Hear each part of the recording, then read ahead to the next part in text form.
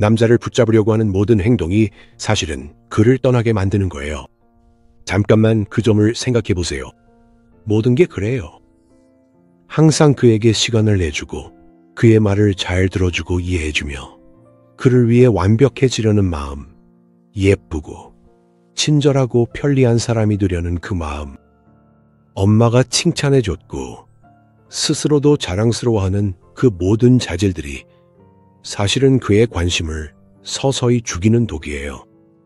그에게 다가가는 모든 발걸음이 사실은 그가 떠나게 만드는 한 걸음이에요. 당신이 하는 모든 예스는 그의 끌림에 또 하나의 못을 박는 거예요. 당신은 그에게 이미 풀린 문제, 다 익힌 책, 이해되고 예측 가능한 존재가 됩니다. 그리고 남성의 깊은 원초적 본능은 예측 가능함을 견디지 못해요. 그들은 신비로움을 갈망하죠. 완전히 이해하거나 통제할 수 없는 것에 집착합니다. 그리고 이제부터는 미친 소리처럼 들릴 수도 있는 당신이 평생 배워온 것과는 정반대의 이야기를 해드릴게요. 이와는 정반대의 효과를 내는 단 하나의 독특한 움직임이 있어요. 그 움직임은 그에게 더 가까이 다가가는 것이 아니라 오히려 멀어지게 만듭니다. 그 움직임은 당신을 다 익힌 책에서 그가 매일 밤 침대에 누워 해독하려 애쓰는 암호화된 원고로 바꿔놓죠. 이건 플러팅이 아니에요. 여성 잡지에서 본 유혹 기술도 아닙니다. 이건 당신의 세상과 그가 당신을 바라보는 시각을 완전히 뒤바꾸는 혁명이에요. 그런데 왜 사람들은 이런 이야기를 하지 않을까요? 왜냐하면 이 움직임은 위험하기 때문이에요. 그의 자존심에 위험하고 더 중요한 건 당신의 옛자 모두에게 사랑받고 싶어 안달이던 그 착한 소녀에게는 치명적이기 때문이죠. 이 움직임을 아는 여성은 약 2%밖에 되지 않아요. 그게 사실이에요. 왜냐하면 98%의 여성들은 이 움직임을 시도하기엔 너무 두렵고 혼자가 되는 게 무섭고 이 움직임이 불러일으키는 것과 마주하는 게 두렵기 때문이죠. 칼 구스타프 융, 인간 정신의 가장 어두운 지하 감옥까지 내려갔던 그 남자는 현대의 연애 전문가들보다 훨씬 이전에 이 사실을 이해하고 있었습니다.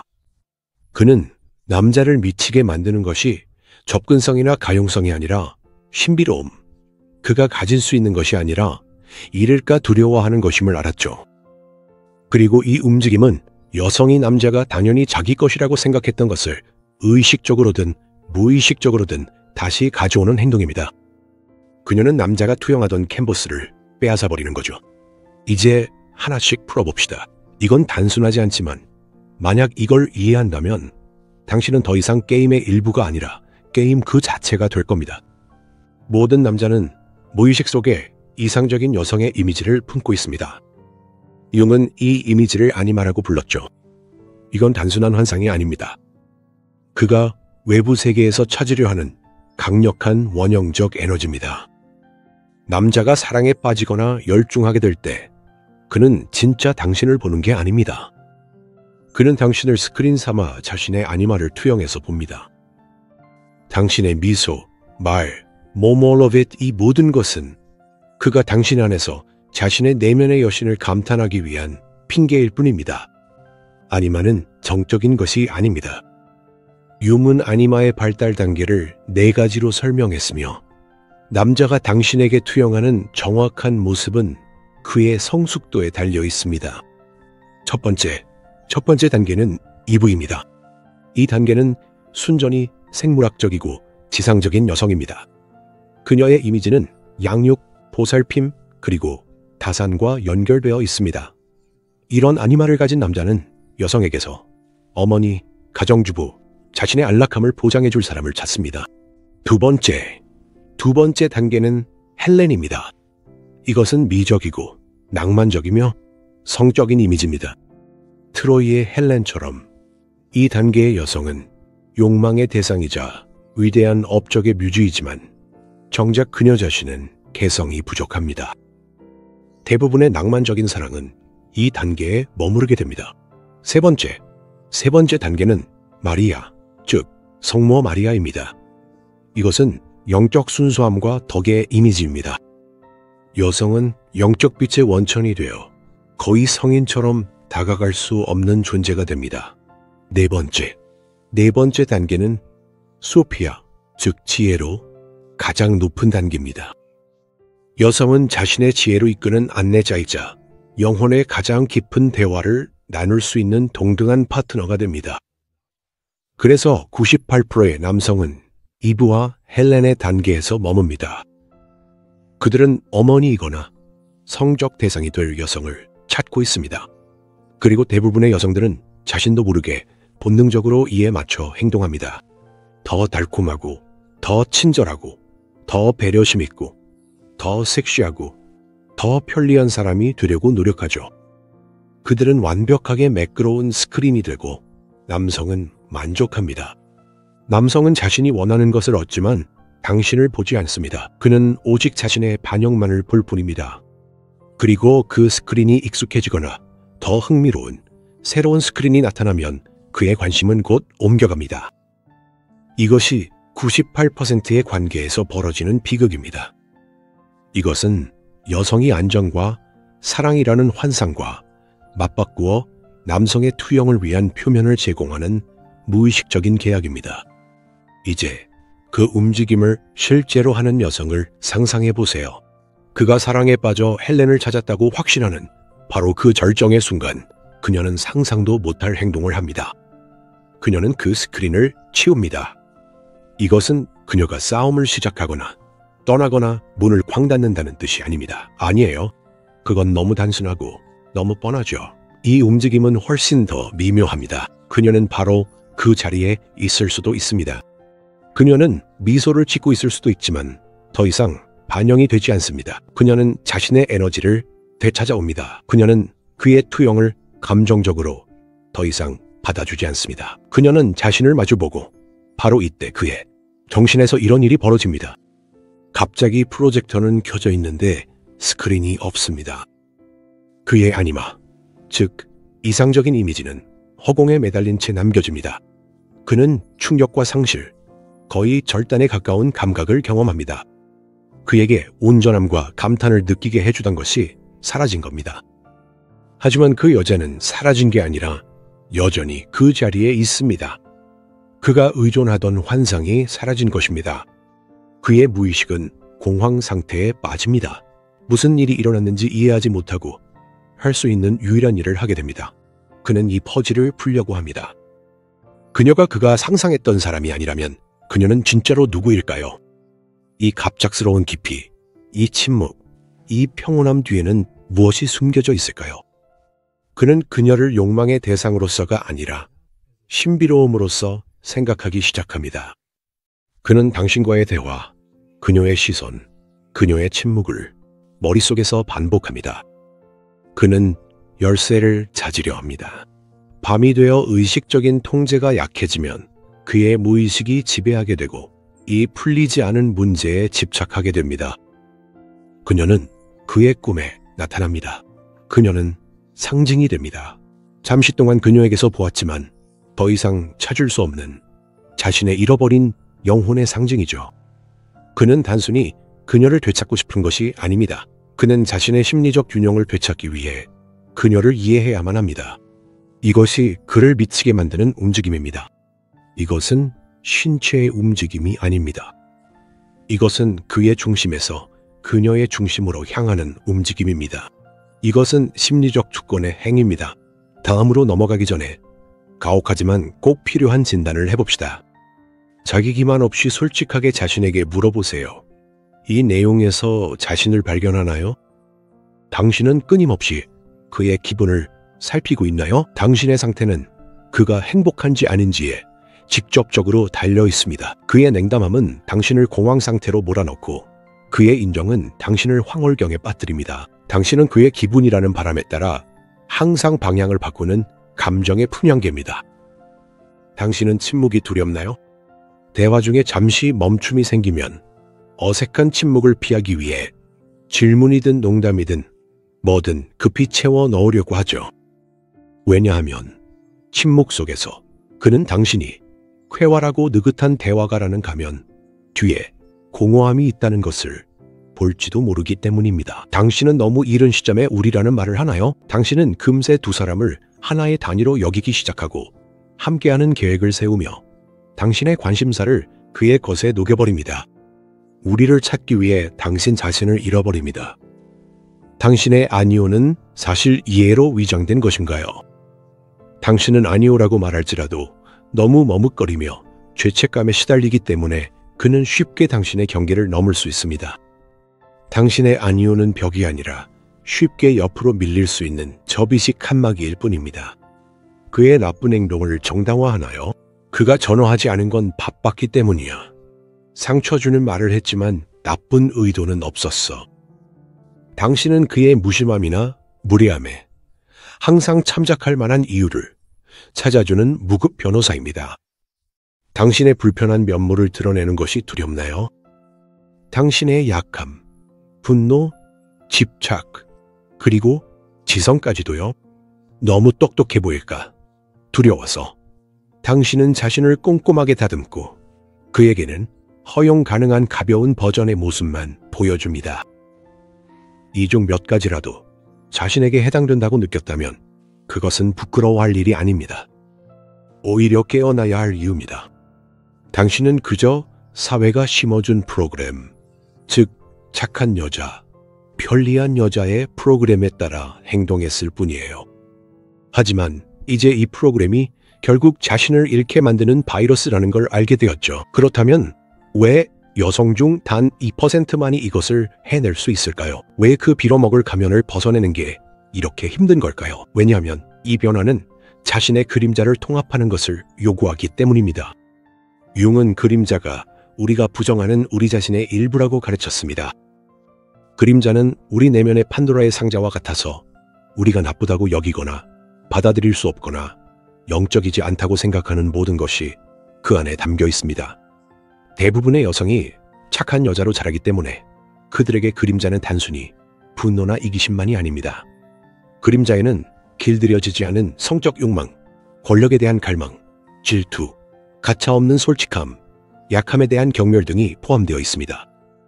수세기 동안 마녀 같거나 여성답지 않다고 불렸던 모든 것들입니다. 이 변화를 반드시 이루어야 합니다. 여성은 자신의 그림자를 단순히 인식하는 것에 그치지 않고 그것과 화해하고 친구가 되어주며 그 그림자에게 목소리를 내주어야 합니다. 그녀는 첫째로 그를 실망시킬 용기를 찾아야 합니다. 그의 기대에 아니오라고 말할 수 있어야 합니다. 항상 24시간 내내 그에게 맞춰주지 않아도 됩니다. 이것은 착한 여자 원형에 대한 직접적인 도전입니다. 그가 기분이 상하거나 화를 내거나 떠날 위험을 감수하는 것을 받아들이는 것을 의미합니다. 둘째, 그의 좌절을 견뎌내야 합니다. 그가 평소처럼 칭찬을 받지 못하면 화를 내거나 기분이 상하거나 조종하려 들 수도 있습니다. 난 네가 다를 줄 알았어. 자신의 그림자를 두려워하는 여성은 즉시 다시 맞춰주고 사과하며 다시 편리한 사람이 됩니다. 자신의 그림자를 통합한 여성은 그의 불쾌함을 차분하게 견뎌내며 그것이 자신의 문제가 아니라 그의 문제임을 이해합니다. 셋째, 자신의 공허함을 견뎌내야 합니다. 이게 가장 어려운 부분입니다. 그의 에너지와 투영에 더 이상 의존하지 않으면 결국 자신과 단둘이 남게 됩니다. 그리고 내면에 구멍이 있거나 외로움에 대한 두려움, 자신감 부족이 있다면 이 공허함은 견딜 수 없을 만큼 힘들어집니다. 자신의 심연을 들여다보는 것보다 다시 누군가의 스크린이 되는 게 훨씬 쉽습니다. 그림자를 통합한다는 것은 이 공허함을 다른 누군가가 아니라 바로 자신으로 채우는 과정입니다. 바로 이 때문에 98%의 여성들이 스크린이 되기를 선택하는 것이죠. 그게 더 쉽고 더 안전하며 사랑받고 필요하다는 착각을 줍니다. 하지만 그것은 이용당하고 잊혀지는 길입니다. 그 길에서는 그 사람도 그리고 무엇보다도 가장 두려운 자신조차도 결코 만날 수 없습니다. 2%의 길은 개별화의 길, 즉 진정한 자신이 되어가는 길입니다. 이런 움직임을 하는 여성은 그것을 전략으로 삼지 않습니다. 그녀는 달리할 수 없기 때문에 그렇게 하는 것입니다. 그녀는 자신을 너무 사랑하고 존중하기 때문에 다른 사람의 환상을 비추는 단순한 거울이 되지 않습니다. 그녀의 내면 작업, 자신의 악마와의 대면, 트라우마의 치유, 이 모든 것들이 그녀를 투영하기에 불편한 존재로 만듭니다. 그녀는 매끄러운 스크린이 아닙니다. 그녀는 다면적인 크리스탈입니다. 그는 자신의 빛을 그녀에게 투사하려고 할 수 있지만 그 크리스탈은 그 빛을 100개의 예상치 못한 광선으로 굴절시켜 남자가 보고 싶어 했던 것이 아니라 실제로 존재하는 것을 보여줍니다. 그리고 이것은 매혹적입니다. 이것은 최면적입니다. 삶이기 때문입니다. 모든 남자들은 마음 깊은 곳에서 죽어 있고 완벽한 인형들에 지쳐 있습니다. 그들은 삶을 갈망합니다. 비록 그것이 두렵더라도 말이죠. 그렇다면 이 움직임과 실천은 무엇일까요? 이것은 단일한 행동이 아닙니다. 이것은 하나의 존재 상태입니다. 이것은 모두 한중심, 즉 자기 존중의 중심에서 비롯되는 미세한 움직임들의 집합입니다. 대답에서 멈춤으로의 움직임입니다. 그가 질문을 할 때 그를 기쁘게 하려고 서둘러 대답하지 않습니다. 당신은 잠시 멈춥니다. 당신은 스스로에게 확인합니다. 당신의 침묵은 어떤 말보다 더 크게 울려 퍼집니다. 그 멈춤 속에서 그는 당신의 세계가 그를 중심으로 돌아가지 않는다는 것을 느낍니다. 이것은 당신의 힘을 되찾는 미세한 행동입니다. 항상 대기하는 상태에서 당신의 우선순위로의 움직임입니다. 당신의 시간은 당신의 것입니다. 당신은 그 전에도 그리고 그 후에도 존재할 당신만의 관심사, 목표, 삶이 있습니다. 그의 즉흥적인 바람 때문에 당신의 계획을 취소하지 않습니다. 늦은 밤 대화를 위해 당신의 잠을 희생하지 않습니다. 당신은 자신의 에너지를 지키는 쪽으로 움직이고 있습니다. 당신의 자원이 한정되어 있고 소중하다는 것을 그에게 보여줍니다. 동의해서 당신만의 진실로의 움직임입니다. 당신의 내면이 온통 아니오라고 외칠 때 더 이상 네라고 말하지 않습니다. 그의 농담이 재미없으면 억지로 웃지 않습니다. 그와 다른 의견을 표현하는 것이 두렵지 않습니다. 긴장이 생기더라도 당신의 진정성으로 나아가고 있습니다. 긴장은 문제가 아니라 살아있다는 신호입니다. 감정적으로 융합된 상태에서 경계가 있는 상태로의 움직임입니다. 그가 기분이 안 좋을 때 서둘러 그를 구하려 하지 않습니다. 그의 문제를 스펀지처럼 흡수하지 않습니다. 공감은 하지만 함께 가라앉지는 않습니다. 당신만의 해안에 머뭅니다. 당신이 아픈 걸 알아요. 저는 여기 있지만 그건 당신의 감정이고 당신이 잘 이겨낼 수 있다고 믿어요. 라고 말합니다. 당신은 가장 중요한 움직임, 즉 자신의 경계로 나아가고 있습니다. 이런 작은 움직임 하나하나가 그의 투사에서 벗어나는 행동입니다. 마치 화면을 천천히 픽셀 하나하나씩 꺼가는 것과 같습니다.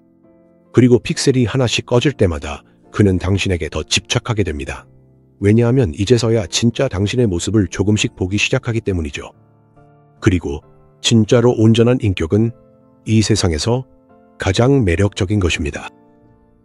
칼 융은 남자가 무의식적으로 여성에게서 한연한 묘지가 아니라 자신의 영혼을 인도해줄 안내자를 찾는다고 말했습니다.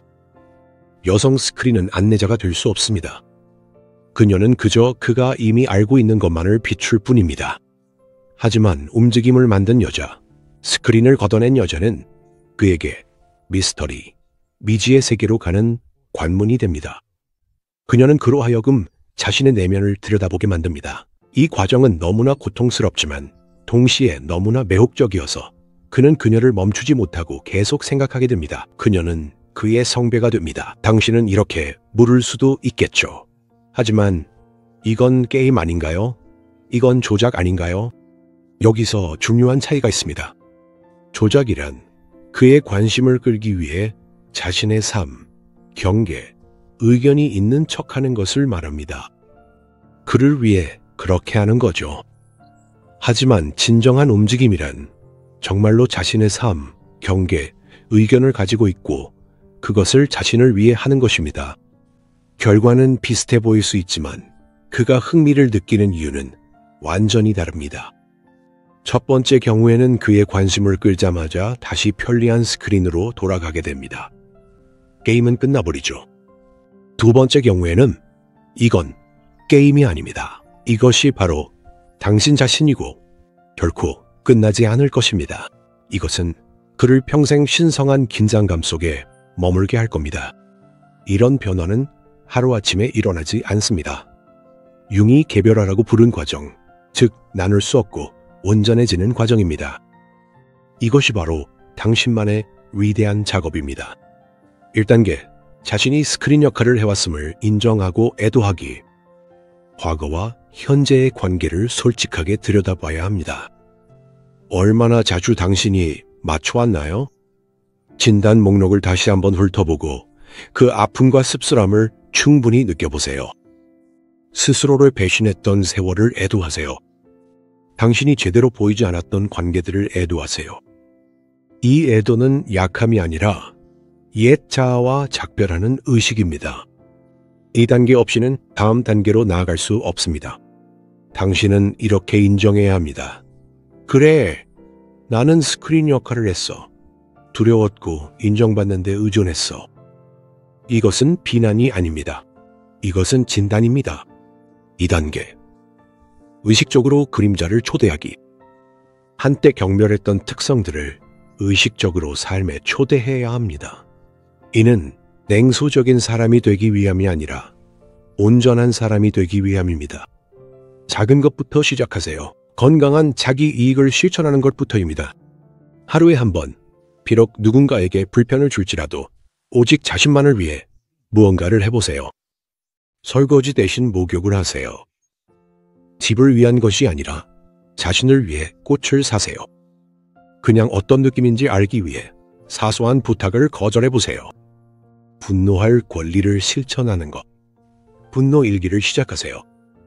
자신을 판단하지 말고 당신을 짜증나게 하는 모든 것을 적어보세요. 그가 늦었는데 사과도 안 해서 정말 화가 났어. 직장에서 남의 일을 나한테 시켜서 분노가 치밀었어. 그 감정을 종이에 적는 것만으로도 이미 그 파괴적인 힘이 사라지고 정보로 바뀝니다. 실망시킬 수 있는 능력을 기르는 연습입니다. 이건 고급 단계예요. 의도적으로 자신을 선택했기 때문에 누군가가 당신에게 실망하도록 내버려두고 그걸 견뎌내세요.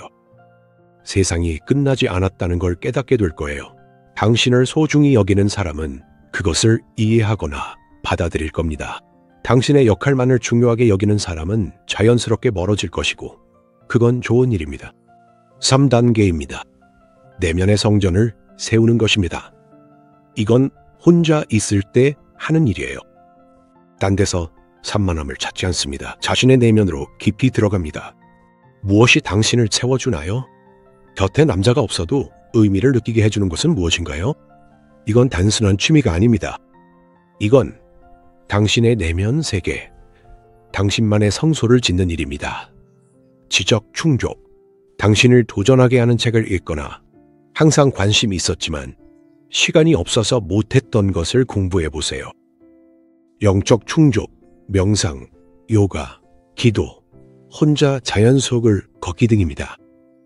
자아보다 더 큰 무언가와 당신을 연결해주는 모든 것이 해당됩니다. 창의적 충족, 그림을 그리거나 글을 쓰거나 춤을 추거나 노래를 부르세요. 결과를 위해서가 아니라 그 과정을 위해서입니다. 창의성은 영혼과의 직접적인 대화입니다. 당신은 내면에 너무나 아름답고 풍요로운 세계를 만들어야 합니다. 그래서 외부에서 누군가가 들어와도 그저 기분 좋은 덤일 뿐 인생의 구명보트가 되어서는 안 됩니다. 자신만의 내면의 성이 있다면 누군가 떠나더라도 두렵지 않습니다. 언제든 돌아갈 곳이 있기 때문이죠. 여성이 이 3가지 단계를 거치면 그 움직임 자체가 숨쉬는 것만큼 자연스러워집니다. 이제는 원한다고 해도 더 이상 스크린이 될 수 없습니다. 그녀의 내면 구조가 그것을 허락하지 않습니다. 가장 중요하고 미묘한 디테일이 바로 여기에 있습니다. 많은 여성들이 경계와 거리두기의 필요성에 대해 듣고 치명적인 실수를 저지릅니다. 그들은 행동을 취하지만 온전함이 아닌 트라우마에서 비롯된 것입니다. 그들은 주체적인 존재가 되는 것이 아니라 닫혀버린 사람이 됩니다. 신비로운 것이 아니라 차가워지는 것이죠. 착한 소녀에서 얼음 여왕으로 변하는데 이것은 바닥에 깔리는 것만큼이나 매력 없고 거부감을 줍니다. 차이점이 뭘까요? 에너지의 본질이 다릅니다. 얼음 여왕은 여전히 두려움에 사로잡힌 여성입니다. 그녀의 거리두기는 방어기제일 뿐입니다. 그녀는 자신을 둘러싼 경계를 세운 것이 아니라 철조망이 둘러진 높은 벽을 쌓았습니다. 그녀의 아니오는 상처받는 것에 대한 두려움에서 나오기 때문에 거칠고 공격적으로 들립니다. 그녀의 침묵은 평온한 것이 아니라 긴장되고 적대적입니다. 그녀는 스크린을 걷어내는 것이 아니라 산산조각 내서 남자의 얼굴에 던져버립니다. 그녀의 에너지는 결핍의 에너지, 즉 나를 내버려둬라는 에너지입니다. 그녀는 고독을 선택하는 것이 아니라 필사적으로 그것으로 자신을 방어합니다. 그녀를 만난 남자는 신비로움을 느끼는 것이 아니라 위협을 느낍니다. 그는 그녀를 이해하고 싶어하는 것이 아니라 그녀에게서 도망치고 싶어합니다. 이것은 통합된 그림자가 아니라 그림자가 권력을 장악한 상태입니다. 여왕은 개별화의 길을 걸어온 여성입니다. 그녀의 움직임은 두려움이 아니라 자기애에서 비롯됩니다. 그녀의 에너지는 풍요로움의 에너지입니다. 그녀는 벽을 쌓지 않고 신성한 공간을 만듭니다. 그녀의 경계는 유연하지만 결코 무너지지 않습니다. 문이 열린 사원을 상상해 보세요. 입구에는 차분하고 강인한 경비원이 서 있습니다. 존중하는 마음으로 오는 사람은 누구나 들어올 수 있지만 억지로 들어오거나 더럽히거나 훔치려는 사람은 부드럽지만 단호하게 막힙니다. 그녀의 아니오는 차분하고 단호하게 들리며 죄책감이나 공격성이 없습니다. 그녀의 말은 너는 나빠가 아니라 이건 내 것이 아니야 라고 말합니다. 그녀의 침묵은 부재가 아니라 온전한 존재감으로 가득합니다.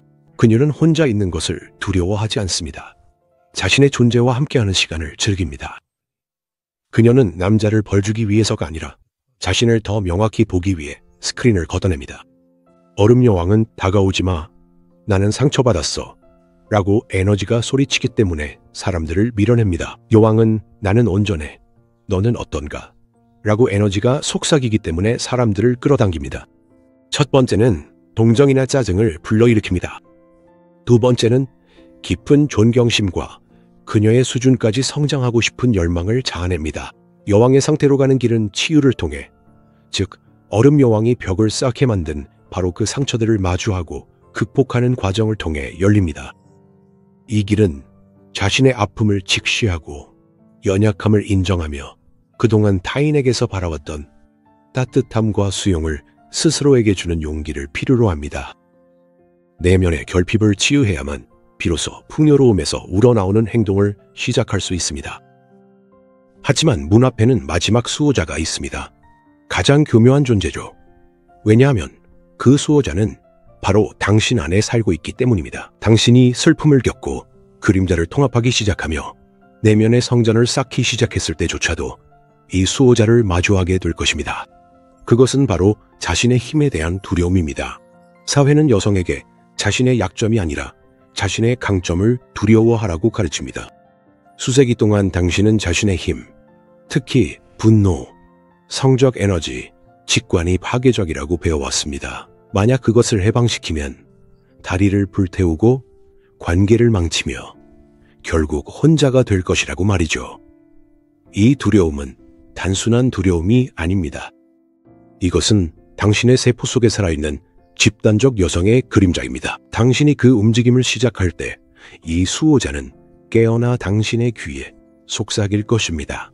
너 이기적으로 변하고 있어. 그 수호자는 당신에게 친절하고 배려심이 있어야 한다는 의무를 상기시킬 것입니다. 당신이 자신을 위해 한 걸음 내디딜 때마다 죄책감을 불러일으킬 것입니다.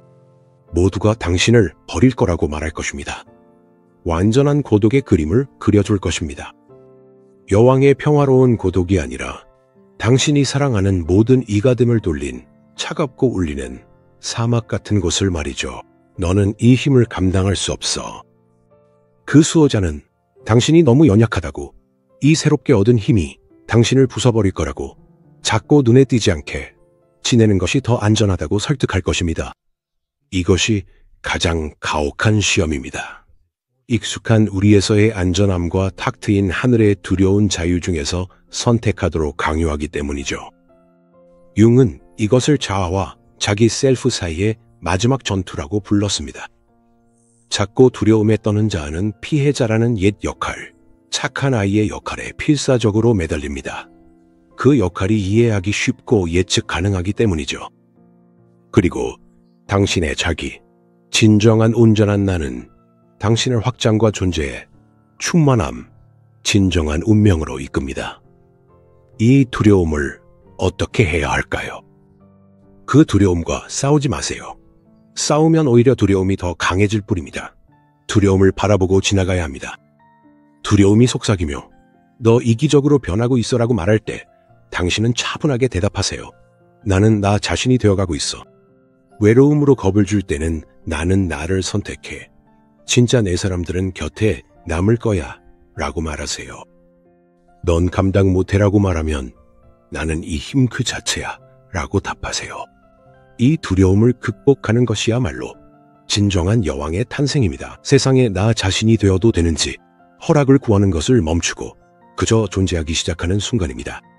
그리고 바로 당신이 그렇게 두려워했던 그 힘이야말로 가장 매력적이고 강렬한 힘으로 드러납니다. 왜냐하면 세상, 특히 성숙한 남자는 두려움에 떠는 어린 소녀들에게 지쳐있기 때문입니다. 그는 여왕을 만나기를 갈망합니다. 이 변화의 힘을 온전히 이해하려면 남성 심리의 시선, 원형, 아르케타이피의 렌즈를 통해 상황을 바라볼 필요가 있습니다. 남성 원리, 즉 아니무스는 본질적으로 행동, 탐험, 극복의 원리입니다. 영웅, 탐구자, 개척자의 원형은 남성 집단 무의식에 깊이 뿌리내려 있습니다. 남자들은 단순하고 이해하기 쉽고 복잡하지 않은 여성을 원한다고 말할 수 있지만 그것은 그들의 의식이 말하는 것입니다. 편안함을 추구하는 그들의 자아죠. 하지만 그들의 무의식, 그들의 영혼은 다른 것을 갈망합니다. 그것은 모험을 갈망합니다. 여왕이 아닌 여성은 어떤 모험도 제공하지 않습니다. 그녀는 첫 장부터 다 익힌 열린 책과 같습니다. 그녀는 깃발을 꽂고 지루해질 수 있는 정복된 영토입니다. 그녀는 변화를 일으키지 않고 단지 현상 유지만을 확인해 줄 뿐입니다. 하지만 움직임을 만들어낸 여성은 다릅니다. 그녀는 얼음 여왕처럼 적이나 접근 불가능한 요새가 되지 않습니다. 그녀는 보물지도가 됩니다. 그녀는 넌 날 가질 수 없어라고 말하지 않습니다. 그녀는 조용히 이렇게 전달합니다. 보물은 존재하지만 그건 내가 아니야. 그 보물은 네 안에 있고 나는 단지 그 길을 가리키는 열쇠일 뿐이야. 이것은 관계의 역학을 완전히 바꿉니다. 남자는 정복자에서 탐구자로 변하게 됩니다. 그의 목표는 그녀의 몸을 소유하는 것에서 그녀의 영혼의 신비를 풀어내는 것으로 바뀝니다. 그리고 그녀를 풀어내는 과정에서 그는 결국 자신과 마주하게 됩니다. 그녀의 경계는 그로 하여금 자신의 경계에 대해 생각하게 만듭니다. 그녀의 자립심은 그가 외부의 인정에 얼마나 의존하고 있는지 깨닫게 만듭니다. 그녀의 온전함은 그의 분열된 모습을 더욱 두드러지게 합니다. 그는 그녀를 더 이상 성적 대상으로 꿈꾸지 않고 자신의 인생에서 마지막으로 남은 미해결 문제, 방정식의 마지막 조각으로 꿈꾸기 시작합니다. 이제 단순한 끌림이 아닙니다. 이것은 존재론적 필수로 변합니다. 그는 그녀 없이는 그녀의 신비를 풀지 않고서는 자신이 되어야 할 사람이 될 수 없다고 느낍니다. 자신의 여정을 완성할 수 없습니다. 이것이 바로 이 움직임이 그렇게 강력한 이유입니다. 이것은 관계를 남녀의 수평적 차원에서 인간, 영혼의 수직적 차원으로 옮깁니다. 그녀는 그에게 단순한 파트너가 아니라 그의 개인 심리 치료사이자 구루이자 그가 보고 싶어하는 것이 아니라 진정한 자신의 모습을 비춰주는 거울이 됩니다. 그리고 그런 거울에서 눈을 뗄 수는 없습니다. 그리고 그때부터 마법이 저절로 일어나기 시작합니다. 남자가 여왕을 만날 때 그는 무의식적으로 그것을 느낍니다. 그는 그녀의 무게를 느낍니다. 그녀는 비어있지 않습니다. 그녀는 자기 자신으로 가득 차 있습니다. 그리고 이 무게, 이 밀도, 이 자족함이 그의 정신이 최고의 가치로 인식하는 것입니다. 그는 습관적으로 자신의 아니마 투영을 그녀에게 걸어보려 합니다. 하지만 그것은 달라붙지 않습니다. 그것은 미끄러져 떨어집니다. 왜냐하면 그 여자는 이미 자신의 형태로 채워져 있기 때문입니다. 그녀는 형태가 없는 존재가 아닙니다. 그녀는 하나의 결정체이고, 그리고 그때 기적이 일어납니다. 그녀와 함께 있으려면 그도 성장해야만 합니다. 그는 더 이상 어머니나 어떤 대상을 찾는 유아적인 위치에 머물 수 없습니다. 그녀는 그로 하여금 자신의 그림자, 자신의 미성숙함을 마주하게 만듭니다. 그녀는 원하지 않아도 그를 자신의 개별화의 길로 밀어넣습니다. 이 움직임은 남자가 당신을 원하게 만드는 방법에 관한 것이 아닙니다. 이것은 도저히 궁금해하지 않을 수 없는 여자가 되는 방법에 관한 것입니다. 욕망의 대상에서 운명의 주체로 변모하는 방법에 관한 것입니다. 이제 이것에 대해 생각해 보세요. 모든 인기 있는 연애 조언은 당신이 더 매력적으로 보이기 위해 무언가를 더하라고 가르칩니다. 새로운 기술, 새로운 옷, 새로운 말투 같은 것들 말이죠. 하지만 융의 지혜는 정반대를 말합니다. 더하는 것이 아니라 빼야 한다는 것입니다. 거칠해, 거짓된 것, 당신이 아닌 모든 것을 지워내세요. 착한 여자라는 가면을 벗어버리세요. 편리한 스크린 역할도 내려놓으세요. 호감을 얻고 싶어 안다라는 마음도 없애세요. 이 모든 것을 지우고 나면 공허함이 남겠지만 그것은 결핍의 두려운 공허가 아닙니다. 그것은 신성한 공허, 당신의 진짜 자아가 태어날 수 있는 공간이 있는 공허입니다. 그리고 그 자아가 태어날 때 그 빛은 너무나도 밝고 독특해서 누구도 알아보지 않을 수 없을 것입니다. 이 움직임, 이 심리적 철수, 이 에너지를 자신에게로 돌리는 것은 창조의 행위입니다. 당신은 더 이상 남의 그림을 위한 캔버스가 아니라 자신의 인생을 그리는 예술가가 됩니다. 그리고 믿으세요. 자신의 운명을 쥔 여인만큼 매력적이고 미치게 만드는 존재는 없습니다. 그녀는 밀당 같은 건 하지 않습니다. 그녀는 모두가 가까이 다가가고 싶어하는 바로 그 중심점이지만 언제나 주권을 지키는 존재입니다. 그녀는 일부러 멀어지려 하지 않습니다. 그녀는 그저 자신의 궤도에서 움직일 뿐이고 남자는 이 전체를 매혹적으로 바라보며 그 움직임의 법칙을 풀어내길 꿈꿀 뿐입니다.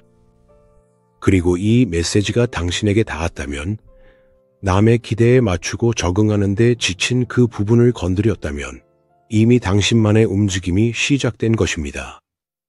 아직은 조심스럽게, 어쩌면 무의식적으로 시작됐을지 몰라도 진짜 당신의 부름은 이미 울려 퍼졌습니다. 그 소리를 외면하지 마세요. 이것이 바로 당신 인생에서 가장 중요한 여정, 반사된 존재에서 빛의 근원으로 나아가는 여정입니다. 그리고 당신이 빛의 근원이 되었을 때 더 이상 누가 당신을 꿈꾸는지 걱정할 필요가 없을 것입니다. 오직 중요한 것은 마침내 당신 자신의 꿈을 살고 있다는 사실뿐입니다.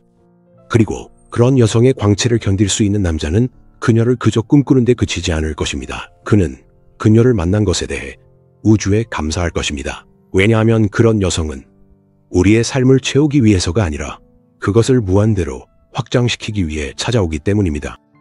만약 당신이 방금 들은 이야기가 단순히 흥미로운 이론이 아니라 오랫동안 잊고 있던 당신 자신에 대한 진실로 깊이 울림을 주었다면 그것은 우연이 아닙니다. 당신의 영혼이 이 변화의 움직임을 받아들일 준비가 되었다는 뜻입니다. 이 지식이 당신 안에서 자라나게 하세요. 이 영상을 더 이상 스크린이 아니라 자신을 기억해야 할 것 같은 여성이 있다면 그녀와 공유하세요. 이 설명에서 자신이나 자신의 여정을 알아봤다면 댓글을 남기고 구독도 해주세요. 여기서는 기법을 가르치지 않으니까요. 우리는 이미 우리 안에 있는 지혜를 함께 기억해냅니다. 본질이 드러날 수 있도록 불필요한 것들을 걷어내고 이 움직임이야말로 인생에서 가장 중요한 일입니다.